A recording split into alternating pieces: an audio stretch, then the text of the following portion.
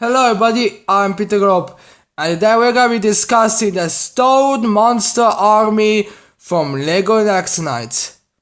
I know you're excited, I know I'm excited, so let's break it down. On a minor note, I do not own any of these images. All of them belong to LEGO Next Night's cartoon, which is I believe owned by Cartoon Network. Which means all of these images belong to their rightful owners, drawers, and everybody who basically officially owns them. Their purpose in this video is just for visual ideas. Now, with that said, let's really get in this. First, let's discuss their monsters. Which, unlike the lava monsters, the stone monsters were really more or less just a bunch of different types of monsters crammed together. We have the gargoyles, there we have the goblins, there we have goblins with both the spiky heads, there we have and there we see one that has a different type of a spiky head. Then we have the stone knights, there we have, and then we have the stone orcs, goblins, the stone balls, and and apparently also stone gnomes. We just got a bunch of random stone monsters, which does make sense because remember, kind of thing about these monsters are they are stones that are brought to life through electricity, so it kind of makes sense. Now, when it comes to the power, I feel like the stone monsters are more powerful than lava monster army because, well, there do seem to be more those walkers, and considering how they didn't seem to be bothered by lava that much and fire, it seems like that they are not really affected by fire and lava, which does make them a bit more powerful than lava monsters and kind of immune.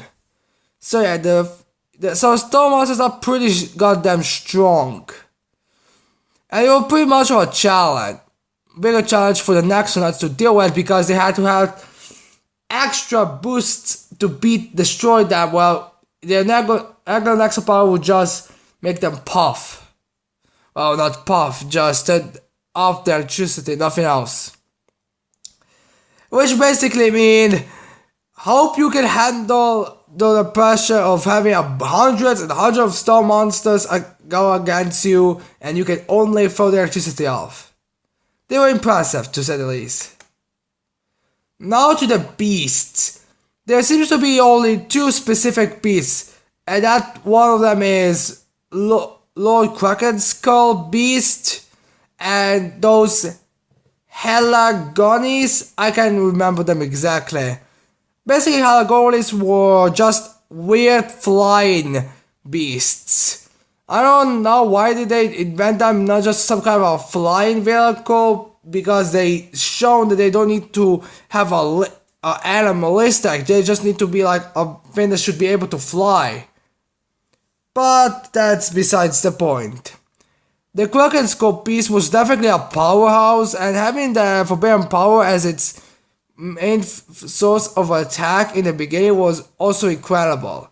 It showed off a lot of power and strength in its first appearance, but later it got kind of forgotten. I do wish I would do more and more chaos, because it just has a cool design and cool domination. The next ones are the giant stone monsters.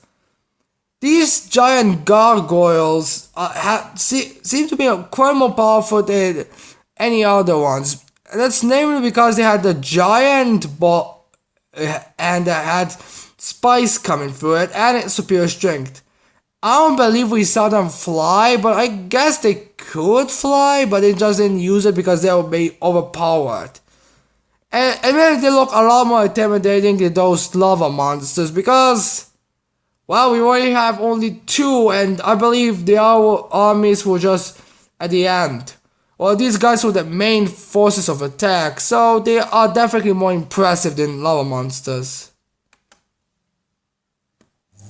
Next we have the special monsters. These special monsters are just the monsters who are more powerful and attack than regular monsters, like the Harpies, Ghouls, and the three Stone Brothers. The Harpies seem to be mostly just good stealers and good tricksters and just good at, making the person a bit uneasy and being disarmed. Ghouls had weird magical powers. One were like the same ones as the forbidden powers, and the three brothers were said to be powerful enough to beat a wizard council. The only reason they were defeated was because they didn't have an ultimate victory. Was because they were buried underneath the tower. But they do seem to be more impressive and much more powerful than some others. I would wish we would see them more in action, but hell, I think they only had like 10 episodes and they weren't introduced from the beginning, so it was a bit hard to do with them.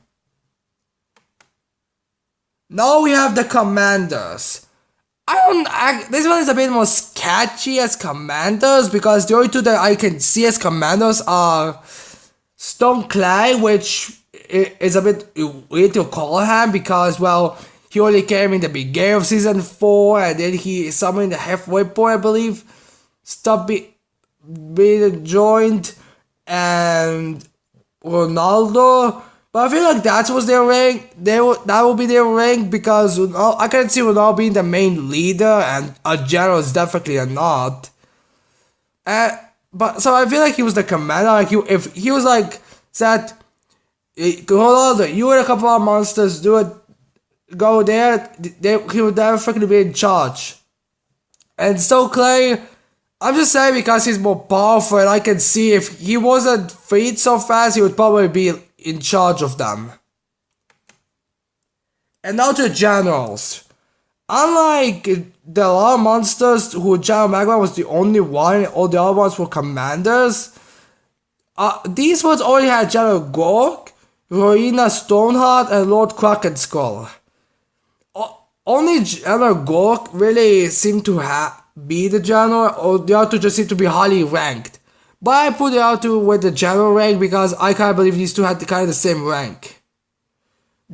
General Gork didn't really show off much of a general size. Like half the time I just thought he was just a different colored gargoyle who in the fourth season had something more to do, but outside of that he was really nothing more than a different colored gargoyle. Rowena was definitely a major antagonist in the season and she possibly is in the next season. Which we aren't going now until it comes out, but consider the fact that I can change the fucking schedule to a point that we don't know which official date. It's hard to say specifically. And Lord Krakenskull has a cool design. Pretty much was first thought that he'll be great, but after he just got kind of forgot that it's over his beast. But even so, he was still a badass designer. I'm guessing he's like General Magma. He can't take down a Nexo Knight without a problem. It's just the whole Nexo power thing. And now to the leaders. Like when it came to the like in Lava Monsters, the leaders seem to be Monstrox and Jastro. Jastro didn't seem to showcase the greatest leadership, but they were still loyal to him, and he did seem to be more in charge, more boost in leadership type of a role. And I was just learning stuff, which was great to see. Plus, I didn't like how he had more of a combat thing in these first two seasons, because in the first two he was mainly just creating monsters and they running away. And Monstrox was bringing the monsters to life and he was still in charge. His final battle with the whole Colossus of Ultimate Destruction was amazing. As a pretty dominated force to be reckoned with. This would definitely showcase why the Star Monsters are more powerful than the Lava Monsters, because those two basically are not able to do anything in the first two, but now they are able to fucking roll out. I would be surprised if Gesture could beat one of the next Knights. He probably still could, but it's a possibility. Now anyways, I hope you like this video. I hope you guys now leave a like and subscribe to my channel for more videos in the future. And that's it, I cannot wait to see all people next time. Bye.